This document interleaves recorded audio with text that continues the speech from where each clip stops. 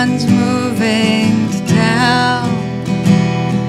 The hills are all planted in pine. Sometimes I feel like the only person here, but that isn't true. Is it, my dear? There's a quiet within the quietness, a hole within the silence, a spark within the brightness, and a halo around the room.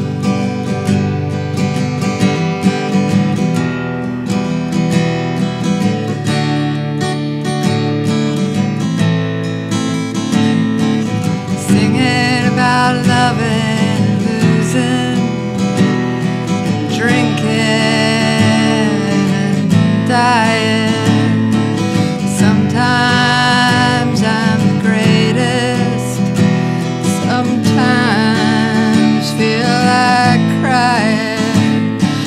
How in the world can you hold your own hand? And is it true you only get sand what you can stand? There's a quiet within the quietness, a hole within the silence, spark within the brightness, and a halo around the moon.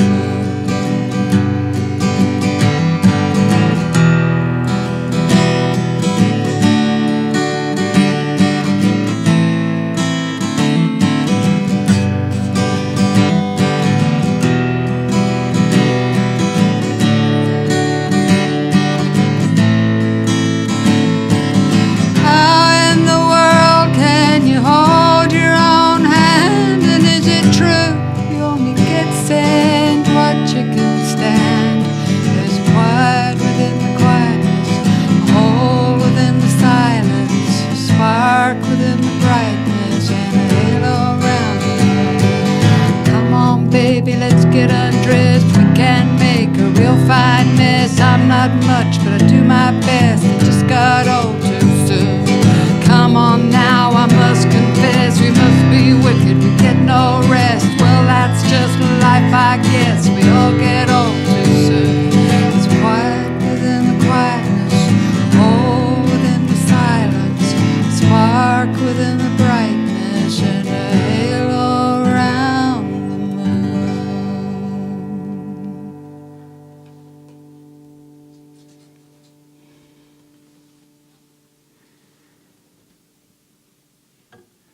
Well, welcome back to another episode of In the Fridge. We are here with Penni Feather. Do you want to tell us a little bit about that first song? Yep, it's called How in the World, and it's the oldest of the songs that I'm playing today. I wrote it a few years back. It's just got there's a bunch of different things running through it, actually, but the comments I've had from people, a lot of people relate to the first verse about being in a country district and everybody moving to town and stuff. Yeah. And that sort of comes from sort of something you've experienced yourself? Or? Yeah, that came from living in Taranaki, but I've had people from Gisborne and Northland and stuff go, oh, that sounds like just where I was from. Yeah, that's always, I think it's a real common thing, especially in New Zealand, just because we're so small, is there's a lot of references to locations and a lot of songs, and people kind of recognise little sort of like, almost like landmarks in there. Yeah. Although we're not really doing that American thing yet of, checking off place names. It hasn't been a Kiwi we don't really response to like Highway 66. Yeah. I suppose we don't have as much roads to reference, but we don't. I suppose we don't really fall back on those tropes.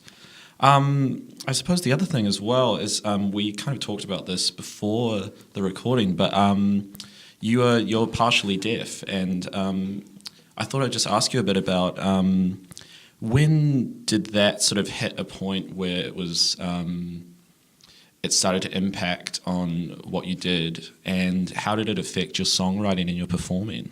Okay, that's a bunch of questions in one. Yeah. I'm mostly deaf. I'm completely deaf in my right ear, and I'm partially deaf in my left ear. I started losing my hearing in my 20s in my right ear due to a condition called otosclerosis, where the little bones inside your ear, the hammer and anvil, go spongy, so they don't work anymore. But you can still hear, like especially for music, through the bones of your head, behind your ears. So it didn't worry me. Just occasionally, hilarious misunderstandings of what people had said. But then in my 40s, my left ear started going as well, and I got hearing aids, which aren't so great for playing music because they're made for the frequencies of speech and music's a much wider band. And the particular hearing aids that I had at the time, which were very good, but they distorted when I sing because I used to be a very loud singer and very rock. And it is an ear condition that's operable. This that song I wrote, one of the threads going through it is about being deafer. But yeah, it's an operable condition. So 3 years ago, I had the operation, and everything that could possibly go wrong with the operation went wrong. So I lost my hearing in this ear. I lost my sense of balance from my middle ear on that side. I lost my sense of taste for 6 months. I've now got tinnitus in that ear. And that's just constant white noise. So, that was connected with that, the losing the sense of taste and stuff as well? Yeah, because stuff I never knew before. Your taste nerve runs through your middle ear. Who knew? Wow. But that came back, fortunately, because, everything was tasting like Vaseline and metal before that, which wasn't very good fun. And it was like going around licking steel plates. It's been... I've had to work my way back to playing music, to being able to sing and being able to play the guitar again. It's very, just playing acoustically at home, I feel like deaf Beethoven because I can't actually hear the guitar unless I've got my chin resting on it, especially when I'm singing, because my voice to me is so loud inside my head. Yeah, just that resonance. Yeah, it resonates in my head, and I think I'm being really loud, and I just can't hear the guitar.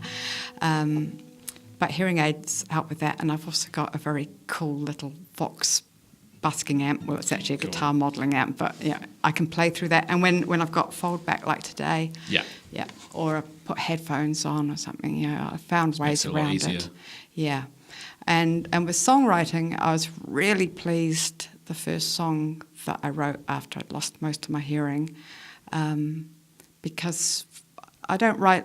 I'm not a prolific songwriter, but one of the things that I find is I'll be messing around, and it's the timbre, or it was the timbre of the chords, or my voice will take me off.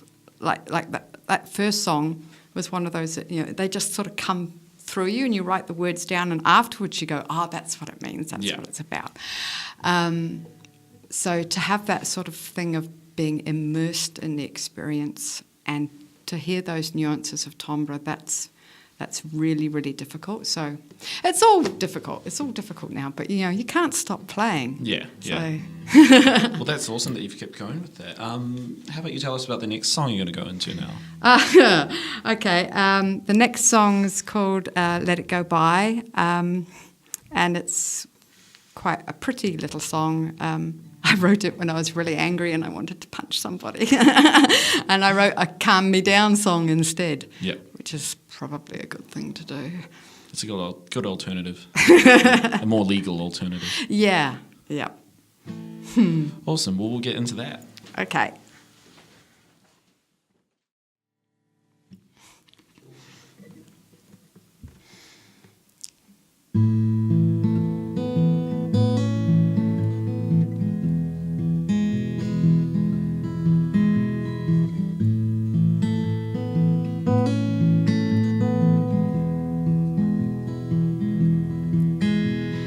Come on, little darling, the river runs, the stars will still hang down.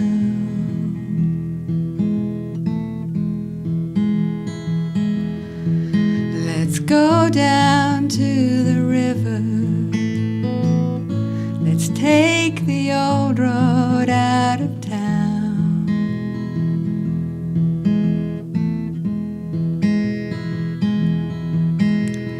Come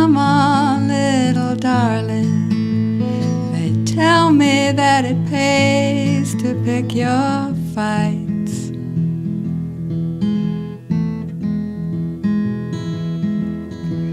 We'll lay down in the tall grass, and you and I will set this world to rights.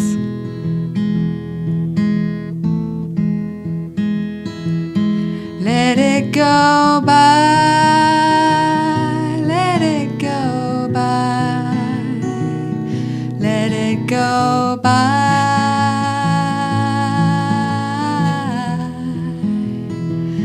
Let it go by, let it go by, let it go by.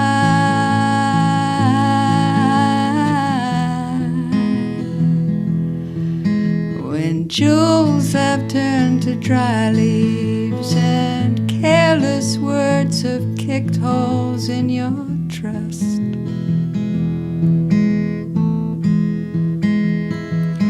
we'll watch the power lines disappear and leave those slings and arrows in the dust.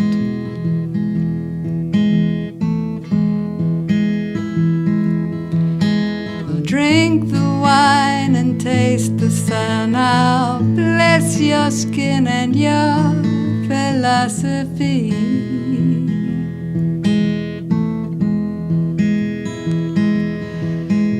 Company will break our bread and fortify ourselves with poetry.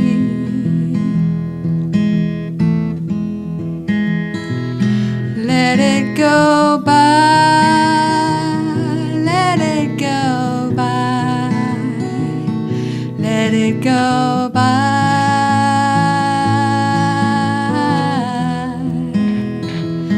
Let it go by, let it go by, let it go by,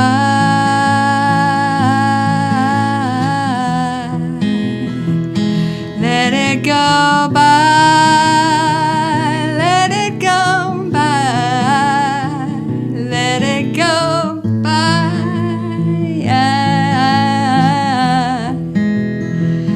Let it go by,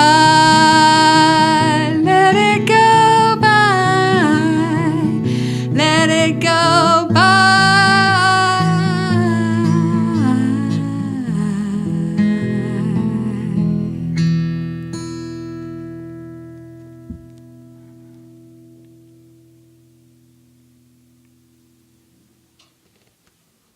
Cool.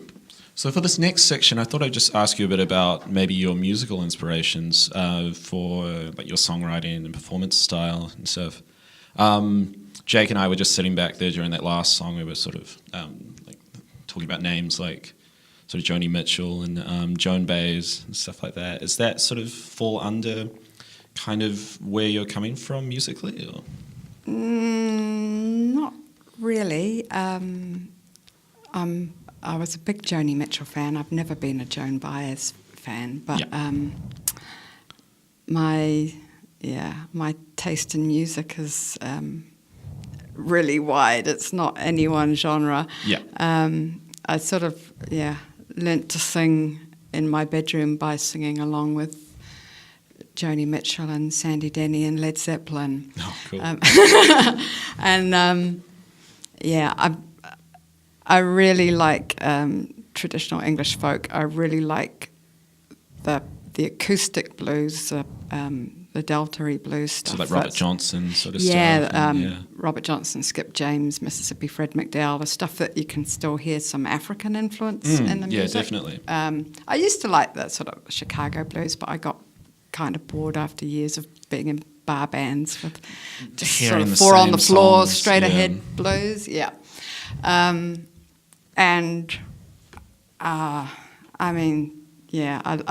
I love Patti Smith, I love Bob Dylan, I love the Stones, I love Prince, I love Björk, I love Kate Bush. I've had people come round to my house and look through my CD and record collection and they go, haven't got anything mainstream. But it's, everything but, and a bit of jazz and a bit of classical and a bit of punk. And as you can probably tell from the songs I've been playing, the last few years I've been going through a bit of an Americana phase. I feel that's kind of coming to an end now, and I've got a bit of a glimmering of what the next phase is going to be. But yeah, like for a while there I was playing in Americana lineups, and a lot of my friends, I was in a very Americana scene, and we were all heavily influenced by Gillian Welch, actually. Yeah. And so a lot of those songs started coming out. Cool. And because I think before you were saying that you used to sing in a sort of a lot more the rock-based style, was that, did you play in many bands sort of prior? Yeah.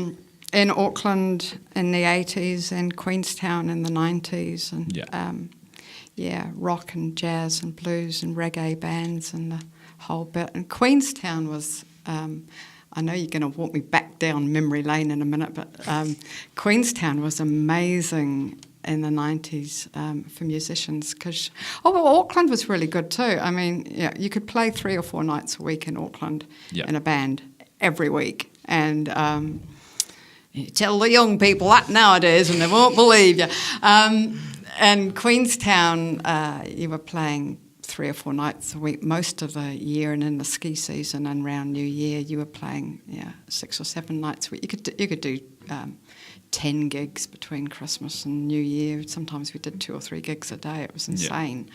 And lots of bars and lots of other musicians and a really good scene. There were sort of bars and restaurants that had music 7 till 10 or 8 till 11, and then nightclubs that were 10 till 1 and other nightclubs that were 2 to 5, and you just, you go out and play, and then you go and watch your friends play, or you go and watch your friends play, and then all wind up staggering home at 5 o'clock in the morning having done a gig somewhere. It's, good times and good money in playing music then too. So. Yeah, there's just sort of that culture of, I suppose it's just between, it's sort of like a 3-way thing where you've got venue owners, musicians, and sort of the punters all like actively sort of, ready to do stuff. And then, well, it is a real party town. And there was a really good thing going down with the musicians there where we all played with each other and lent each other gear, and people would do things like ring you up and go, oh, there's this new hotel opened at Shotover and I've just booked some gigs with them, but I was the first in. Ring them up now, you'll be the second in. And,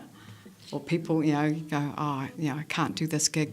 I've double booked myself. Do you want it? Or, my guitar player can't do this gig. Can you do it with me? And we were all helping each other out. Just that real interconnected thing. Yeah.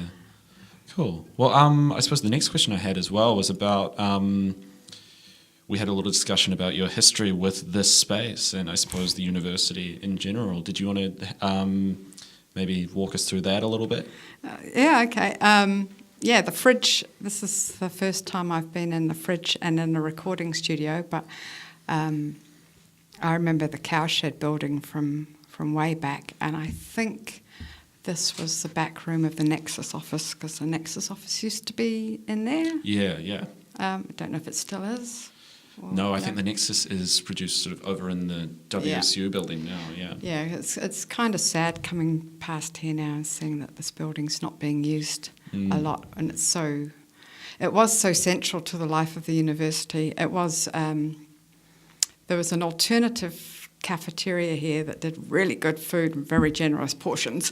There was a student exec office, a student representative council lounge, which was also where the folk club met in those days, Nexus office, the women's space, and the patio and the courtyard out there got used for a lot of gigs, orientation week and beer festival. And was that back when the Wailing Bongo was still around? Or? This was before the bongo. Oh, okay. Yeah, this was like late 70s, and then even when the bongo started, that just broadened it out. It became this whole area was kind of like the arts and recreation and student politics area. All right in the centre of the campus as well. So, and the Cowshed, of course, being a nod back to the history of the whole campus having been, was it a dairy farm or was it part of Ruakura, something like that? Someone talked us through it. It actually might have been either Greg Page or Scott talking about the history of the space, and apparently because this room literally was an industrial refrigerator. That's why it's called the fridge. And the cowshed was a cowshed. Yeah, it was a cowshed, yeah. Yeah. So it's quite interesting. It was funny actually because when Greg Page asked about the space, he asked if it still smelt like a combination of cow shit and cigarette butts. It kind of does.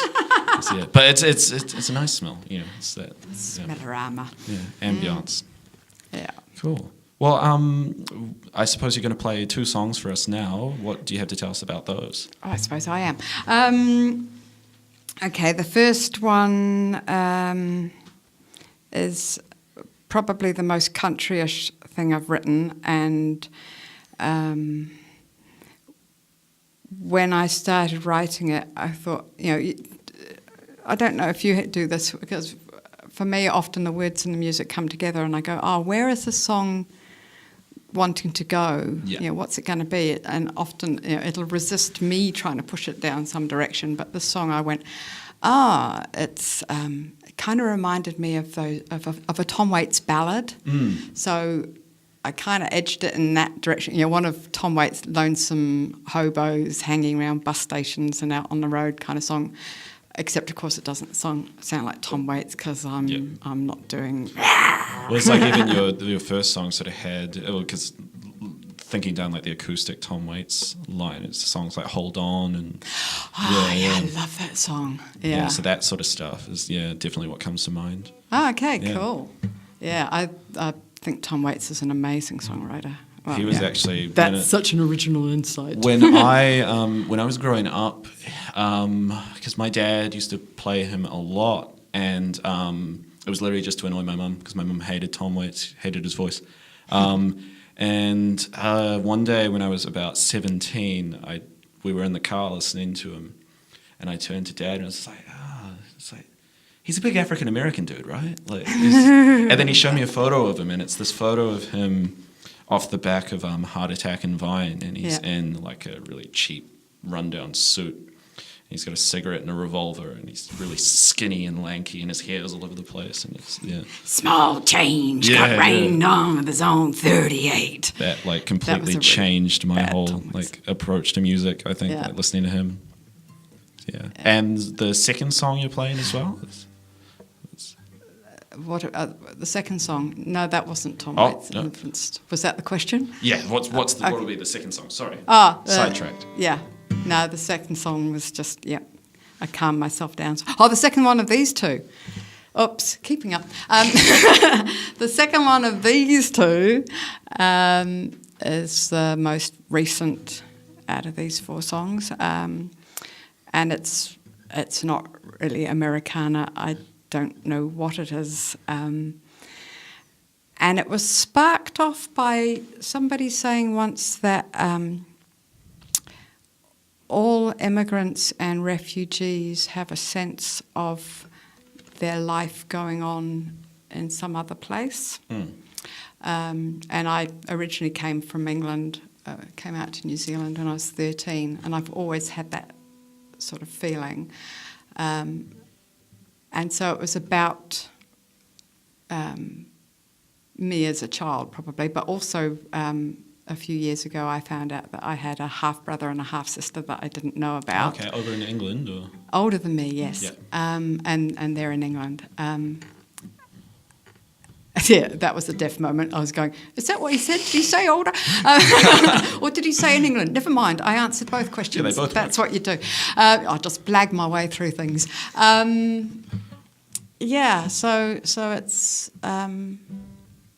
It's about that sort of sliding doors phenomenon of. I'm quite interested in the idea of alternate realities and the whole quantum mechanics thing of. Things aren't what they are until they're observed anyway. Is it a wave? Is it a particle? Is it a wave? So it's that. It's a scientific song. Awesome. Well, we'll get into those two then.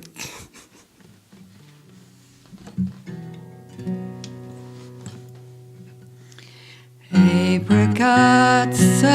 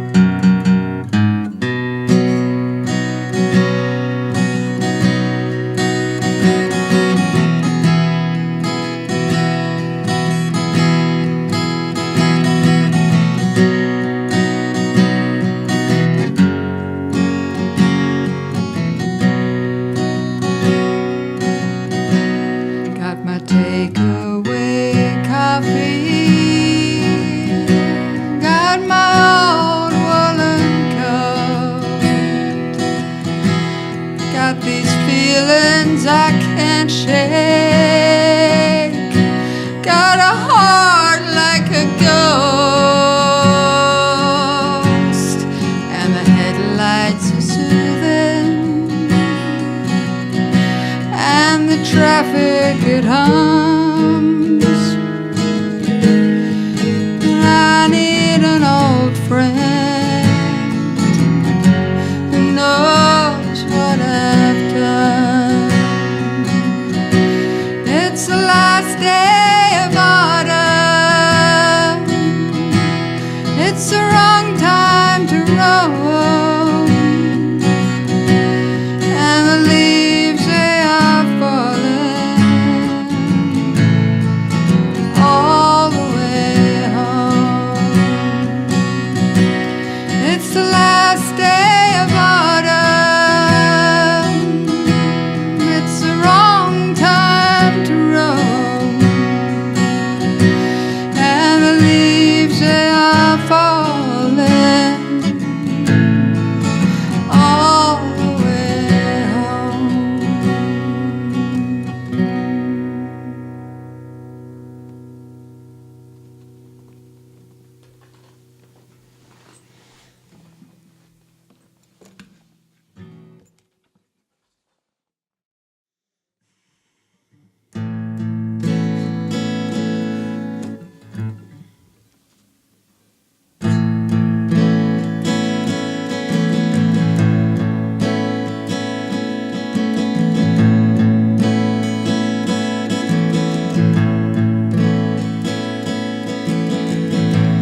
What is she doing? Does she still go out in the fields at 4 a.m. to see the midsummer sun come up? Where is she going?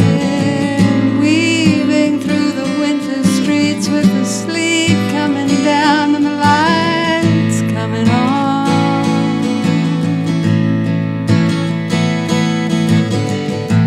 The moon is my sister. She shines brightly on the other side.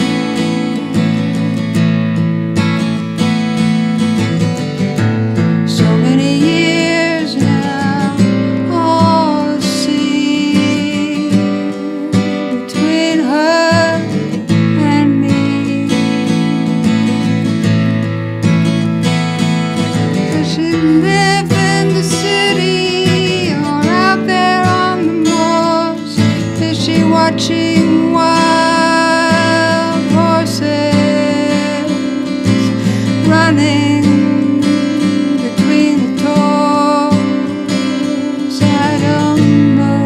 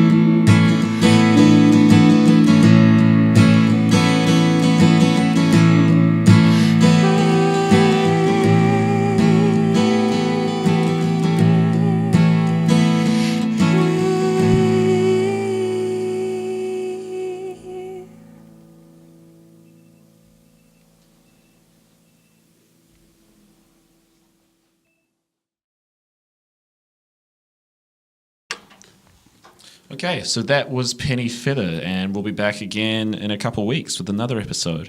So for the final little round off, I figured we ask you, where can people find some of your stuff online, and maybe if you have a Facebook page or something like that? Yep, I have a Facebook page. That's Penni, Penni, Feather.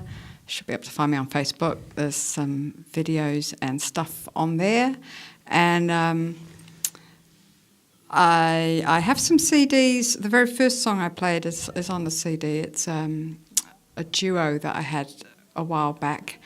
But if anyone wants the CDs, it's a mini album. It's 6 tracks. It's very Americana. It's quite pretty. It's me and another woman who also sings, so lots of harmonies, and Awesome. she plays mandolin rather well.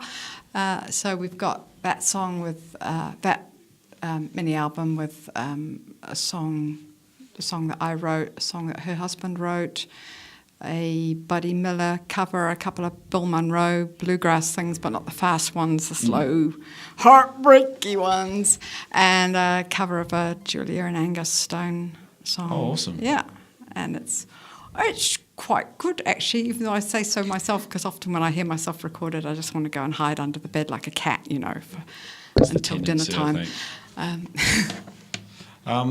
Yeah, well, also, thanks for coming by, and yeah, I hope to see you again in the future soon. Thanks for having me. That's all right, and we're done.